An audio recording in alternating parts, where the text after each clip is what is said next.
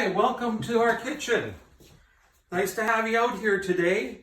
Special word of how are you doing out there to Adam and Courtney and to Alex and Joey and Hank.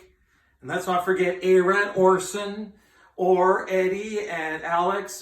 And don't forget Emily and Lucas and Luigi and Victoria and all the other kids that are watching today. You caught me looking at a recipe today.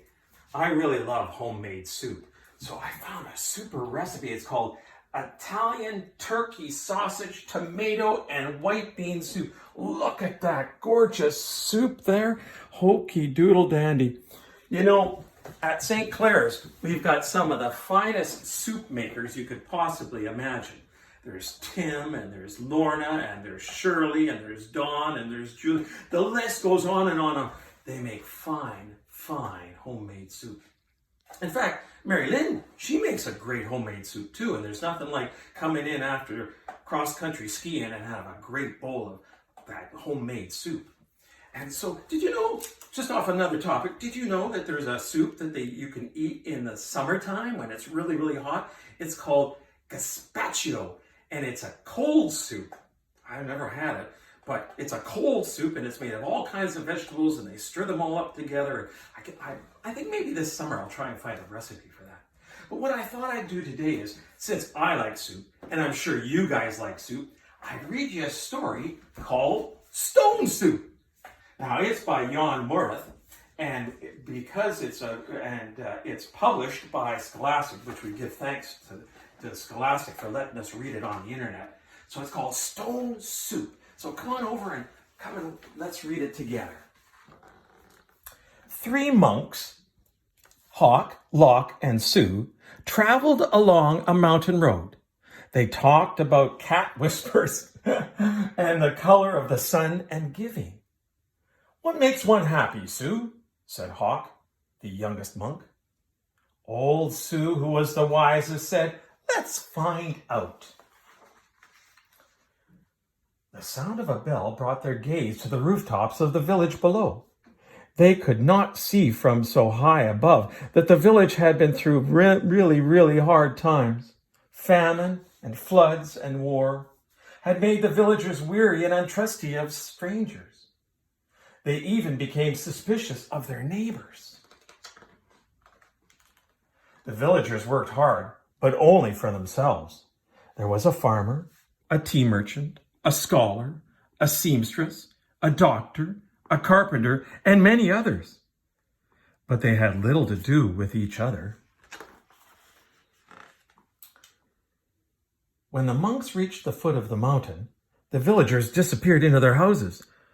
No one came to greet them. No one came to the gates to greet them. And when the people saw them enter the village, they closed their windows tight. My goodness, that's not very friendly, is it? The monks knocked on the door of the first house. There was no answer. When the house went dark. They knocked on the second door, and the same thing happened. It happened again and again, from one house to the next. "These people do not know happiness," they all agreed. "But today," said Sue, his face bright as a moon, "we will show them how to make stone soup." Stone soup? That's interesting. They gathered twigs and branches and made a flat fire and placed a small tin pot on top and filled it with water from the village well. You see the little girl and the cat hanging over in the corner there, looking at him? There he's picking up the sticks, and there's the small there's the other monk making the fire. My goodness. A brave little girl who'd been watching came to them. "What are you doing?" she asked. "We're gathering twigs," said Lock. "We're making a fire," said Hawk. "We are making stone soup, and we need 3 round, smooth stones," said Sue. There's the cat. We had a black cat once, named Star. The little girl helped the monks look around the courtyard until they found just the right ones. Then they put them in the water to cook. "These stones will make an excellent soup," said Sue, but this is a very small pot that won't make much, I'm afraid. My mother has a bigger pot, said the girl. The little girl ran home, and as she started to take a pot, her mother asked her what she was doing. The three strangers are making soup from the stones, she said. They need our biggest pot. Said the girl's mother. Stones are easy to come by. I'd like to learn how to do that. Look at the size of that pot. Holy moly, that's a big pot. The monks poked at the coals and the smoke drifted up. The neighbors peered out of their windows. The fire and the large pot in the middle of the village was truly curious. One by one, the people of the village came out to see what the stone soup was. Of course, old-style stone soup should be well seasoned with salt and pepper, said Hawk. That's true, said Lock, as he stirred the giant pot filled with stones and water. But we don't have any. I have some salt and pepper, said the scholar, his eyes big with curiosity. He disappeared and came back with salt and pepper and even a few other spices. Wow, there's the scholar. He's gonna... Sue took a taste. The last time we had soup stones of this size and color, carrots made the broth very sweet. Carrots? Said the woman from the back. I have a few carrots, but just a few. And she ran off. She returned with as many carrots as she could carry and dropped them in the pot. That's a lot of carrots, eh? Holy moly. Do you think it would be better with onions? Said Hawk. Oh, yes, maybe an onion would taste good, said the farmer, and he hurried off. He returned in a moment with 5 big onions, and he dropped them in the bubbling soup. Now that's a fine soup, he said. The villagers all nodded their heads as the smell was very agreeable. But if only we had some mushrooms, said Stu, rubbing his chin.